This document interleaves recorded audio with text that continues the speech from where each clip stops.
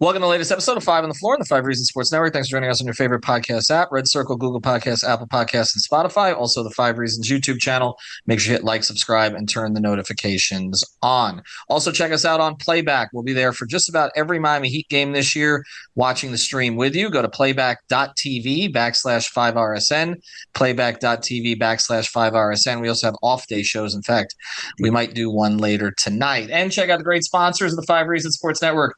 We've told you about Rock Esports Center, ROK Esports Center, where you can eat, drink, and play all day for just $20. You get $5 off the $25 all day play. If you mention Five Reasons, they're based in Palmetto Bay, 15305 South Dixie Highway, 5,500 square feet, state-of-the-art center. They got the high-end power of all the industry titans there, and they've got drinks, they've got food, they've got everything, and they're going to have us October 27th.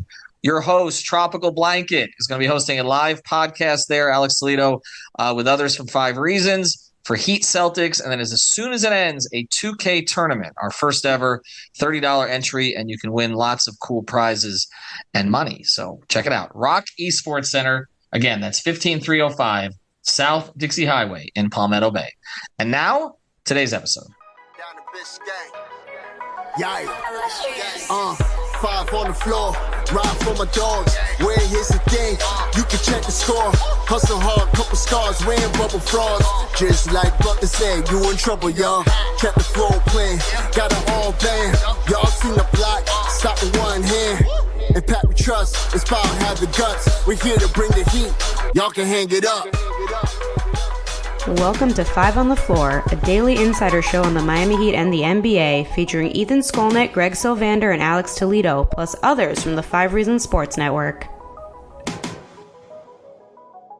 All right, welcome back to Five on the Floor. Here's today's floor plan. I got Sean Rochester. You can follow him at SRochester NBA. And we've got Nate Duncan. We're doing the home and home thing here. If you're not familiar with Nate's podcast, you definitely should check it out. I'm going to allow him to give you some information so you can sign up for it. I came on, I think, a third straight year. I think I've done the Miami Heat with him. I know that a lot of your listeners, Nate, thought I was a little too homerific on that, and yet you and I picked the same number of wins. We both picked 47 wins. I didn't say they're going to win 58 games and win the championship. I just pushed back against some of the national media narratives, but I'm going through it. I'm like, wait a second. That's the most homer. I'm like, I have been 47 wins and somewhere between 3 and a 6 seed. I think that's fairly reasonable. But anyway, Nate, tell everybody where you can find those podcasts. Yeah, so it's Dunked On. You could just search that in your podcast player, or search Nate Duncan as well. DUNC''D. We have a free episode twice a week, and then the rest of them are on Dunked On Prime. I also do a national podcast once a week with John Hollinger, which is also available on Dunked On Prime. I heard you mention the playback in the open, and also if anybody wants, an objective look at the game, rather than, the local approach. My partner, Danny LaRue, and I do some playbacks on occasion as well. But I think probably the reason that people were, you were extolling the virtues of Jimmy Butler, which I think actually probably should be done more, talking about how the Heat, he is like that. He's him. They need to really be like maximizing this window with him, which I don't think a lot of people look at it that way. So they probably were reacting to that during the pod and didn't, of course, nobody's going to wait until the end of the podcast to comment, right? They're just going to hear one thing and they're going to say something. That's how this works. You know that. Yes, I'm aware. That's why I don't put important stuff at the back end of the podcast, and I put all my predictions that I don't want anybody to ever remember. All right, so let's get to the Heat here, and I'll let Sean get in on a little bit, and then in the second half of the episode, we'll get to some NBA quick takeaways here. But I don't know if I convinced you of anything during because I don't feel like you were strongly against the Heat's prospects. I think you have some reasonable questions that others have had about whether they are deeper than last year. I would argue significantly deeper, actually, the more I've seen them in the preseason, because we haven't seen Jimmy, but we're basically been talking on our episodes. They've got 12 or 13 guys for rotation spots. We were not talking like that last year. But just generally, as you look at this again from your bird's eye view, not caught here in the muck like we are down here in South Florida on this gorgeous 72-degree day, where do you stand on the Heat this season? We both predicted the 47 wins, as you mentioned. I think you did convinced me in a way I was kind of leaning anyway, as far as the regular season goes, that it is really forgotten how many struggles they had just with some of the personnel. Like you mentioned, backup center was a disaster really most of the season. Even, Cody Zeller was a stopgap in the end, but when he was actually helping you to stabilize the situation. And same thing with Kevin Love, frankly. Kevin Love was, Chris Fedor out of Cleveland said he was playing as one of the worst players in the NBA in Cleveland. He played better in Miami, although actually I think he only shot like in the 20s from three during the regular season for Miami. So I think the loss of Strus and Vincent, and we'll see maybe playoff Caleb Martin, who certainly would be hard pressed to repeat that. All of that, I think, might be a reason why you could say they won't be as good in the playoffs this year as they were last year. But they didn't have playoff Strus and playoff Vincent and playoff Caleb Martin in the regular season. They did have regular season Dwayne Dedmon. So I do think that you made some good points there about why they should be better this year than they were a year ago during the regular season. Tom, where do you stand on that, actually? Because I haven't gotten your perspective on that. Obviously, you follow this team closely. Do they have a chance to be a better regular season team than last year? I don't expect the struggles as we had last year. The depth, you just did an episode yesterday on the depth of the team. I think that's going to help. I think, you think back to like injury problems and just like we could never get it going last year. Like you would take one step forward, two steps back. And I just don't expect that to happen again. I think, you're kind of regressing back to a more normal type of regular season. But at the same time, I also don't think it's going to change that they're not going to suddenly care. Like Jimmy's still going to sit 20 games. Like they're not going to put the pedal to the metal either. So I think Nate makes good points that if you look at it from the playoff aspect of things, I think that's where you're going to probably see it's hard to reach that bar again. But we just went to the NBA Finals as an 8 seed. Like realistically, that's not attainable in most seasons, or repeatable in most seasons. So I think they're going to be a very similar team, but I'm hoping for less of the kind of like roller coaster that we had last year. Yeah, I think the question when you get to the playoff, I think when you get to the playoffs, the question always is, well, how do you look when the rotations shrink down and everybody's only playing their top 8? And I think they have a better chance to get to the playoffs with a healthier seed than they did last year. But then when Milwaukee and Boston are shrinking down to 8, and so is Miami, what does that look like? And that is the concern without a trade. Nate, I want to go to you on a couple of things again from an outside perspective here about some topics we've been debating on the Heat. Because I think when I came on the podcast with you, I said, well, I think Herro and Robinson are going to start in the backcourt because that's what makes sense to me. And that's what I was told by Heat officials, that, they don't go with the traditional point guard. They go with Herro, Robinson. Or Richardson, you mean, right? Herro and Richardson. Yeah, I'm sorry. Why am I saying? Yeah, exactly. Richardson, Josh, right. So Richardson, Herro, Butler, Love for short minutes, and Bam. And, my thinking on that is if you're going to play Kevin Love in the starting lineup, which it seems like they're inclined to do, at least at the beginning, your point of attack defense is going to be a complete and total disaster if you have Lowry and Herro in your backcourt, because you don't have Caleb or Haywood Highsmith or somebody like that to sort of cover that up. Last year, Caleb guarded the best guard on the other teams most times. But it looks like it's trending towards Kyle Lowry starting. I don't know if it's because of that's what he wants or that's what the team thinks, but he started the 2 games he's played in so far, and it looks like it's headed that direction. Can you function as a starting lineup with Lowry, Love, and Herro all starting with Bam and Jimmy, or is that too much for Bam and Jimmy to cover up? Well, I think if you look at it, is that maybe their best shooting group? It probably is, right? That's maybe the best, 1, 2, and 4 from a shooting perspective that you realistically could put around those guys in the starting lineup. So maybe the idea is that it makes it a lot easier on those guys offensively. And I would also think a lot of the Heat's long-term outlook is like, can Bam Adebayo continue to make these incremental improvements as this age 26 season? And to actually give him a lot of space to work and give Jimmy a lot of space to work, I think like that could have some advantages. Most teams kind of go defense first at the beginning of games. The other thing I would say too is like you're probably going to have to at least hedge, if not blitz, with Kevin Love on the floor anyway. So if that's what you're doing, like they're not going to run pick and roll at Bam. They'll probably run it at Love. And then if you're putting 2 on the ball, the on-ball defense maybe doesn't matter as much during, that 5-6 minutes that Kevin Love is going to be out there. And teams aren't going to scheme for like that 12 minutes of the game when Kevin Love is out there. Be like, oh yeah, we're going to try to attack this. We're just going to keep going at it. You still would have Bam on the back line. So I'm not going to, I agreed with you when your rationale for like why it should be Josh.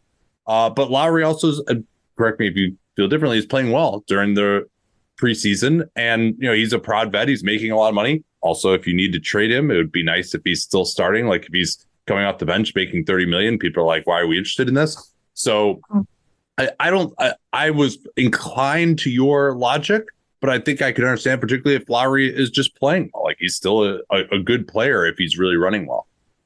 I mean, he looks like he's in better shape. I'll say that. He's distributing the ball well. I guess the question becomes, you're talking about putting more shooting around them, which I understand, but then he's got to shoot. Like that's been one of the issues in Miami, is just his general reluctance to shoot the basketball, which I don't understand, because other than, his ability on hit ahead passes and stuff like that, shooting is still what he does best. And it's just like, I don't know. I don't know if it's unselfishness or what, but he just refuses to shoot in catch and shoot situations, pull up situations. He just doesn't shoot. And so if he's going to be on the floor, he's going to need to shoot more. There's no question about it. The other thing is, it does make if we're talking about Thomas Bryant being their backup center, if you're going to be bringing Highsmith, Caleb, and Josh off the bench, well, then the fact that Thomas Bryant's not the defender that Bam is not as big an issue in those minutes, because there's not a whole lot of teams that are going to be able to navigate that to the rim anyway with the kind of. But it's just interesting to me that probably their 3 best on-ball defenders, who are Highsmith, Richardson, and Martin, I would think. I mean, Jimmy's more of, flying around doing everything. That none of them would be starting on an Erik Spoelstra team it would be surprising to me, and that's why I thought it would go the other direction. I want to get your thoughts, and then let Sean get in here. Herro, we talked a little about Tyler on your pod, but he has really been good in the preseason. He had 30 in the last game. His efficiency is better. He's getting to his spots quicker. There's fewer dribbles, but we haven't seen it. And Alex and I talked about this on one of the podcasts. We haven't seen it with Jimmy. Right, we've seen one quarter of a scrimmage where Jimmy was shooting blindfolded and left-handed and playing games or whatever, but we haven't really seen it. Do you think, Nate, that there can be a transition of this team to more Herro? Because last year, actually, their usage rates were the same in the regular season, but Jimmy would miss some time, so some of that was when Jimmy wasn't playing. The Tylers would spike.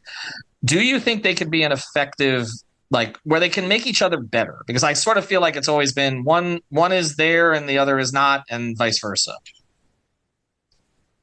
Yeah, in terms of making each other better, I think Tyler's a good spot-up shooter. I'd like to see him do that more. I'd like to see him work off the ball more, coming off the screens, which I think actually starting Lowry could help with that a little bit. Also, I still remain somewhat skeptical of the on-ball stuff for Tyler Herro as more like a guy who's just like the guy in your offense. And, I feel like when he is the on-ball guy, at least so far in his career, there just aren't as many options for the offense, right? If you have somebody coming off a handoff or a pick and roll, you'd love to like, okay, can this guy get all the way to the basket? Yes. Can he get to a floater? Yes. Can he get to a mid-ranger? Yes. Can he shoot a 3 off the dribble? Yes. Can he set up the big on a pass? Yes. Can he find the guy in the weak side corner? Yes. Like that. You would like all those options to be open. I don't think he has as much diversity to his on-ball game as you would like at this point. But as noted, he's pretty young. I just, I kind of wonder, like, physically, is he really at that elite level where all of those options are open to him? And as far as like them playing together, yeah, Jimmy setting him up on the perimeter, I think could work. If you have enough shooting around him, you could have Jimmy set the screen for him. Jimmy is so underrated as a screener. Like his ability to sense what the defense is doing and cut behind it out of pick and roll is really good. But Herro then also has to be a good enough passer to find him when he does that. So I think those guys can be somewhat complementary, but the reality is they just don't have that much on-ball scoring on this team. Like they need both of them to be really good. Don, any other thoughts you want to get in here with Nate before we go around the NBA? Yeah, I was going to follow up to that. It kind of combines the last couple of things we talked about. Basketball at this point is sort of positionless, right? Across the league, across really any level of basketball. What do you think? We talked about different starting lineups, whether it's Josh, whether it's Tyler, whether it's Kyle, the days of Sherman Douglas dribbling up to the left slot, pounding the ball onto the ground for 12 seconds to initiate offense isn't going to happen. So how do you feel, depending on that lineup, if you start Josh and Tyler, there's no point guard, true point guard, let's say. Kyle is a little bit more of a floor general. How do you feel, with Jimmy and Bam's facilitation and other guys that could be coming off the bench or in the rotation, how that works? Maybe not just specific to Miami, but just in general right now. Yeah, I mean, I think particularly when you're looking at a regular season version of Jimmy Butler, you mentioned he and Tyler had similar usage rates last year, about 25%. We've seen Butler really ramp that up in the playoffs, which is part of how the Heat often overperform. But he's not, like you noted with the games at the outset, I don't think he's capable of that sort of a usage every night. I don't think you want that. So they are a little bit, I would say, they don't have as much firepower as the top teams do in terms of just their on-ball creation. And then you also, for someone like Herro, as much as I was critical of him earlier, he's playing with two guys who don't shoot the ball at all in Butler and Bam. And Butler can help with his spacing. He's really good. But I think when you look at Miami, there's offensively, or then if you go with like a Love defensively, a lot of their lineups have just a little something missing compared to the top teams. And so that's why I wouldn't have them at that absolute highest level during the regular season, because, you said, all right, Jimmy Butler, you want to say he's a top 10 player? Okay, in the regular season, sure. And Bam is a great defensive player, easily a top 10, probably top 5 defensive player. But then, for a second best offensive player like Tyler Herro at this point in his career is a little bit underqualified. So I think that's why, and like I mentioned, they don't maybe have as much diversity to their attack. Now, they found ways to do that. Like if Duncan Robinson could come back and play as well as he did towards the end of the playoffs or in previous years, I think he looks pretty good this preseason. That's something where maybe you find more plays to run. You find more diversity of the offense, and that's how you can get back to kind of that league average or above offense that I think this team needs, because their defense is going to be really good to get into this high 40s, low 50s in wins like we were talking about. So I think like they found ways to kind of paper it together for 4 or 5 minute stretch. Right, we're going to feature Duncan Robinson coming off handoffs with Bam or something like that. But they need him, particularly with Strus out. Like Strus at least would bomb it from the outside. They need like just a little bit more diversity to their offense, I would say. All right. So before we get to the stuff around the NBA, you talk about they've been able to do this. And we know who's been able to do it. It's been their coach in a lot of ways, right? And the executive survey comes out, and essentially he led every category. Like in-game adjustments, everything. It feels like even though he's never won a Coach of the Year award, and we can get into the reasons why specifically that hasn't happened, it's something he doesn't even want. But I guess my question would be this. We talk about they're missing this or they're missing that, and I agree. On paper, Milwaukee is better. On paper, Boston is likely better. We'll see, but Philadelphia could potentially be better depending on what that looks like. I guess the question would be, how many wins do you think somebody like Erik Spoelstra is worth? How much of the difference does he make up in terms of – because, look, Milwaukee's going with a first-year coach. This time around, obviously somebody who has been highly regarded for a long time, but we have to see it.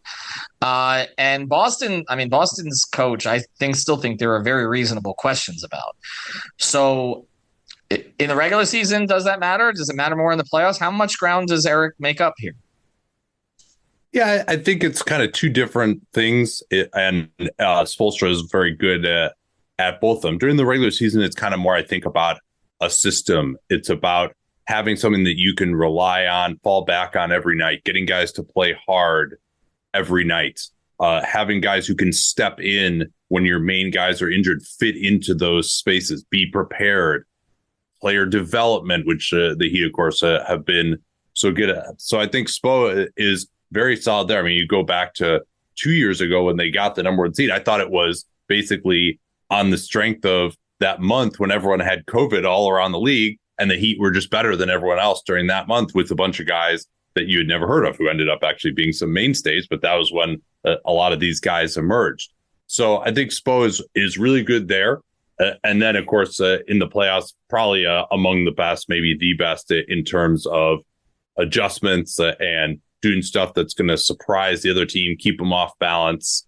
So I think he's really excellent in both areas. Now, I think in a playoff series, it absolutely can swing it, who your coach is. And during the regular season, I mean, that's tough, right? Because it's like, okay, if a Wayne Ellington emerges, or a Duncan Robinson emerges, or a Max Strus emerges, would he have done that under a different coach? Hard to say, right? Like how are you apportioning the credit there?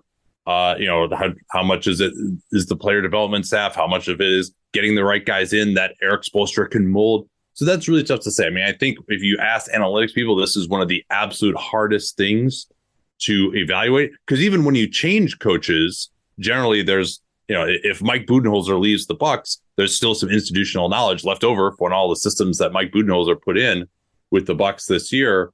But I think there have been times in NBA history where maybe a coach, in concert with the players improving, could be worth on the order of like high single digits in wins. If you look like the 2015 Warriors, some of the, or like the 2000 Lakers, like famous times when great coaches have taken over for kind of mediocre coaches. That's probably your best like historical example. So that's probably what I'd go with in terms of wins if you put me really on the spot. Yeah, I think that's fair. And I think that what we've seen with Erik is it's not just the X's and O's stuff, but he's become so much better at managing a team. I felt even during the Big Three era, he needed David Fizdale with him, because really Spo had trouble kind of with confrontation and some of those elements that are really important. And so Fizz was his liaison to the Big Three in a lot of different ways. He doesn't need a liaison anymore. I mean, he's got Chris Quinn, he's got a good staff, he's got a developmental staff, but everybody knows who's in charge. And I think it also helps that the front office has made it clear who's in charge over the past few years. Yes. And has not meddled in a whole bunch of ways. And when Pat has meddled, he and Spo go through a little thing for a little while, but ultimately Spo makes the coaching decisions, because we know if Pat was making them, they'd be playing 5 bigs to start. Anyway, I do want to talk about one of our sponsors, and then Sean and I are going to switch off here going around the NBA with Nate. We'll tell you about Better Edge. Sean's heavily involved in that. Go to betteredge.com. Use the code 5RSN. That is legal sports betting. So all the issues, is this app up? Is that app up? Can I do this? You don't have that issue with Better Edge, because you're betting against others who use it. You're not betting against the book. That's the way to go now. So 5RSN, that's number 5RSN, get $20 to play.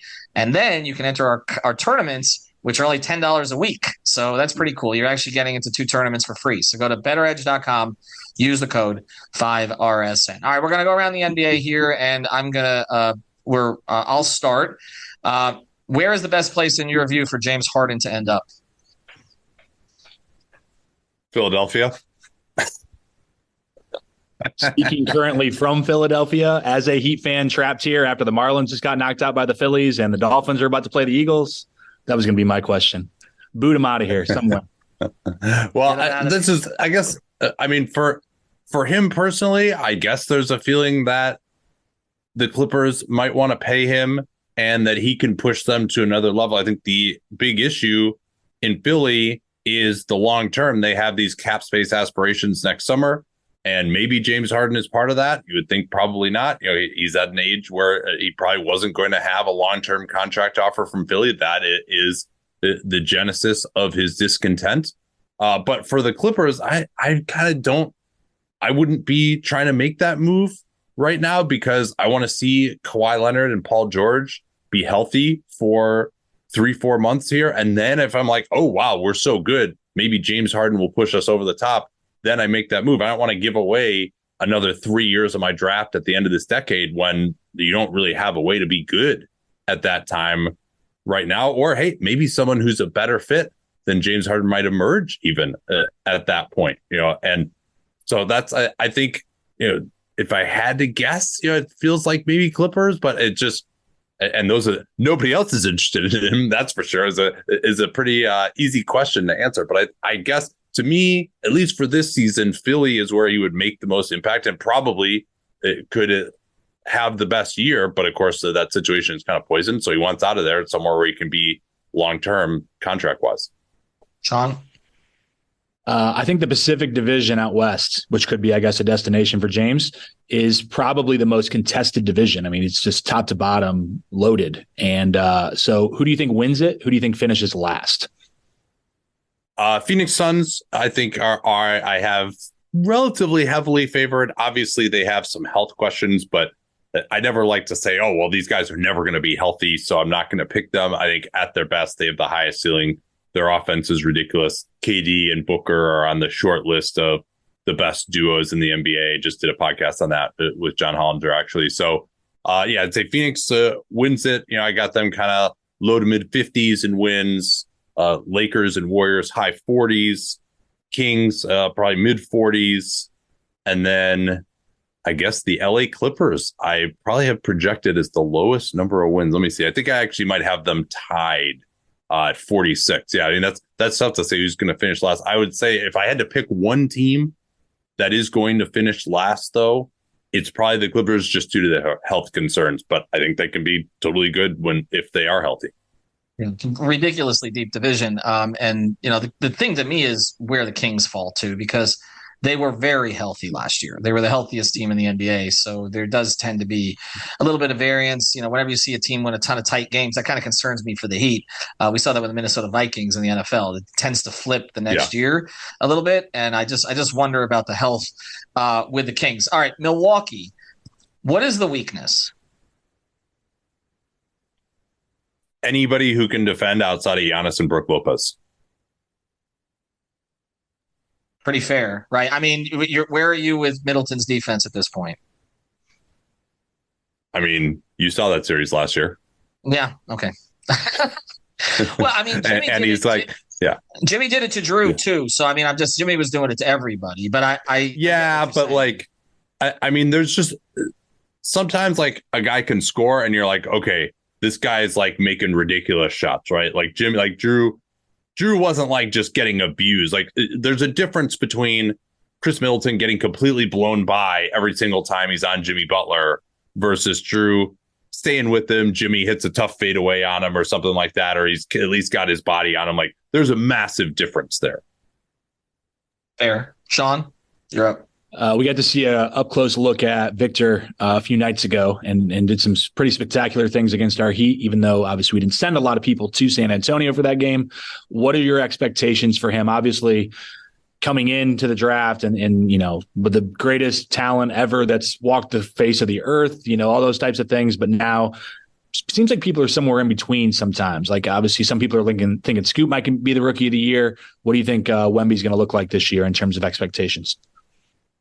I think he will be the rookie of the year. I mean, these first two preseason games have been pretty ridiculous. In terms of mitigating expectations, to me, the only reason to do that is that first summer league game when he was awful, but also he basically hadn't been doing anything physically for 3 weeks. And then he comes in there. Like, to me, he looks way more explosive than he did in the summer. Like the off the dribble stuff actually looks like it's working. We'll see on the jump shot. Like he's had hot stretches, but kind of for his career, he's under 30% from three. So we'll see on that. I think it's going to be a season of exploration for both him and the Spurs, trying to figure out what position he plays best on both ends of the floor, what actions work. But they don't want to put any kind of limitations, it seems like, on him. They're going to just let him go and see what he can be, and then try to figure out maybe after this season what we're going to put around him.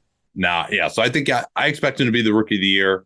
I mean, we haven't seen anybody be this good as a rookie in the preseason since Zion a couple of years ago before he got hurt. That was like, the actual like college athletic Zion until he hurt himself and basically has never quite been the same. I mean, I think he's going to be awesome. Is he going to be at an all-star level this year? That might be asking a little bit much, but I could see him being kind of below that. And I do expect he's going to be must-see TV every night. He's going to do stuff that no one else can do on a nightly basis. Who's a sleeper team in the East? Not to win the whole thing, because I don't know. I guess you could consider Miami a sleeper going to the playoffs last year, but to be more competitive, because I'm having a hard time. I don't know. I'm having a hard time kind of figuring out like who's a real threat among the teams that were not last year. Oh, a real threat. I mean, I think Cleveland is just going to have a really good regular season. Again, like they improved their shooting. Their offense should be better. I mean, that Mobley-Allen tandem, they're going to be right at the top of the league. Defensively, Donovan Mitchell and Darius Garland in a regular season setting particularly with some shooting around them. Like, they're going to be good. I think they're going to win over 50 games. I think Cleveland even could possibly be the number 1 seed this year. Although that Boston team looks really good in the regular season. Maybe before that, I might have even picked Cleveland as having as good a chance as anybody. But yeah, I think they still have plenty of playoff flaws that I would be concerned about. Lower down, I think like Atlanta could be a team that's built for more regular season success. I'm believing Quinn Snyder as a coach now that he's got all this time to put his system in, and they have pretty good depth there. So, a couple injuries here and there aren't going to sink them the way it might for some other teams. So I think they could be a team that kind of punches above their weight in the regular season. Everyone's down right now on Trae Young. I think he can have a bounce back here. So those would probably be my 2 picks. Yeah, I'm not really loving anybody else in these. A lot of people are on Charlotte. Now there's these latest Miles Bridges things that it doesn't feel right in Charlotte. It feels like things are still, they've got a ways to go as towards being a serious organization with the new ownership. Sean, one more. Yeah, I didn't want to go with the canned, like, who do you think is going to win the championship, that everybody's asking right now. But I just who cares about that, right? Yeah, right? That's not. I don't know if you read the piece Chris Vernon did on Ringer with Calvin Booth. I thought it was really good. And one of the things I took out of it, he talked about if things were optimized, that the Nuggets could win 3 or 4 championships. And Draymond just recently said that he didn't think that was possible. Like, they'll remember us forever because we were the last ones to be able to do that. You think in today's NBA of sort of a parity league that's still possible? I think for a team to win, not just the Nuggets, but just a team to have that dynasty type situation. Well, starting off with Nikola Jokic, who never gets hurt and was the best player last year. Y'all saw him up close and just how incredibly difficult he is to deal with. So I think that's a great place to start with a guy who's 26, 27 and never gets hurt and is the best offensive player in basketball and one of the best offensive players ever. So they should be in the mix every single year. Now, injuries can hurt you. Like, they don't have, I don't think, the same overwhelming talent advantage that the Warriors have had at times. And I do think there's more parity, but I think their ownership wasn't ever going to spend like a crazy amount anyway. So the new rules that are going to kind of limit teams from doing that for more than a year or two, that may actually make things easier for that franchise specifically. And they had this plan now, which Booth talked about, of, all right, yeah, we'll let Bruce Brown go. Not that they could have paid him anyway, but they wouldn't have gone that far into the tax to match Indiana's offer, even if they could have. And we're going to try to bring in guys, older rookies, get their rookie scale contract production, and see if they can fill in the back end of the rotation around the best starting 5 in basketball. So I think that's a reasonable plan. If you are going to have sustained success, that's the way to try to do it. But of course, the jury's still out on whether they can continue to develop guys coming up in the pipeline, because over a 3 or 4 or 5 year contention window, you're going to need that as a guy like, say, a Caldwell Pope ages out, or maybe Michael Porter Jr. is injured 1 year, that sort of thing. So they had perfect health last year. You're not going to usually have that over a 4 or 5 year period, but I think they're, in today's NBA, they're as good, well positioned as anybody possibly could be. Well, last one here for Nate Duncan. Again, check out the Dunked On Pod. Find it wherever you find us. And again, thanks to Sean for joining us. Thanks to our sponsors, Better Edge, as well as Rock Esports Center. Sign up for the 2K tournament. Last one, you mentioned it. I haven't had a chance to listen to it yet, so I will. That you and Hollinger went over the best duos in the NBA. Where did you have Jimmy and Bam? So I had a top 3 of Dame and Giannis, Booker and KD, and Murray and Jokic, and then I had Bam and Jimmy in that next group. Although I did make the point that they are the only duo that has made it to 3 of the last 4 conference finals and 2 of the last 4 NBA finals. Did you have? But also, So sorry. I guess I should elaborate too. No, where did you have Boston in that same group with Bam and Jimmy? Well, for duos, no, I would have it lower. Okay. Yeah, because I think Jimmy is probably, you have to say, is better than Tatum, and I think Bam to me is probably better than whoever you want to call the second guy. But I will say this actually is a good way to. Should it be Jalen Nate with what he's making? I would think, right? Well, he's not making that till next year. That's true. Good point. Yeah, I mean that's just the economics of the league. Like that, that's right. what he gets paid. That's what the system is. Actually, maybe we can close on this because I wanted to add this when we were talking about kind of the anything that I had that we didn't get into enough on the prediction pod. I do think you're being a little dismissive of the age concerns for Jimmy. I mean, at age 34, it's just to be even a top 10 player in the NBA at that age. Yes, guys play longer now, but he has had consistent knee problems. We saw that kind of wrecked his 21. I don't think he's going to have like a career-ending injury, but it just like even an incremental drop-off, particularly in the playoffs, like I think that's, is he for sure going to have that happen? No, generally you'd expect maybe a little bit of drop-off. But sometimes guys just at this age, like they kind of run out of gas. And I know he's like a really smart player. He can kind of put on cruise control in the regular season. Like you made a lot of good points on why he's going to continue. But I think just the history of guys at that age, I think you got to give that a little bit more credence as a possibility that Jimmy just is not going to be that guy by the playoffs this year. That's, especially because he just was so unbelievable last year. I mean, he had the best season of his career during the regular season last year, too. I think there's just going to be some drop off there. Well, and if there is, and it's happening in the next year or two, even more reason for the organization to maximize, in my view. But I feel like, they're at a point with him where they're very comfortable, I think, where he's going to be. I think the key to this thing is some of the stuff you were talking about a little earlier, which is can Tyler become that guy that takes the burden off of him and does it in a variety of different ways and also isn't so much of a liability on defense that it's essentially negating what he's doing on the offensive end. That to me, once they didn't get Dame and obviously Drew went somewhere else and doesn't look like there's going to be any orcas or whales or anything like this coming to town. To me, this season's on Tyler. Like that's where it's at. He wanted to be here. He's done all the right things. He's said all the right things. He's in tremendous, I think, mental, emotional, and physical condition right now to have a big leap at age 23. We'll see we'll see. I don't blame him for getting hurt and missing the playoffs last year. That was a freak thing. It's now that he's got to show he puts in the work and that worked out for him and for them. And so to me, Tyler is the key to this whole thing. But Nate, we appreciate it. Thanks for joining us here as well. And also, Sean, thanks for joining us. And again, check out Dunked On podcast wherever you find Five on the Floor. Thank you for listening to the Five on the Floor on the 5 Reasons Sports Network.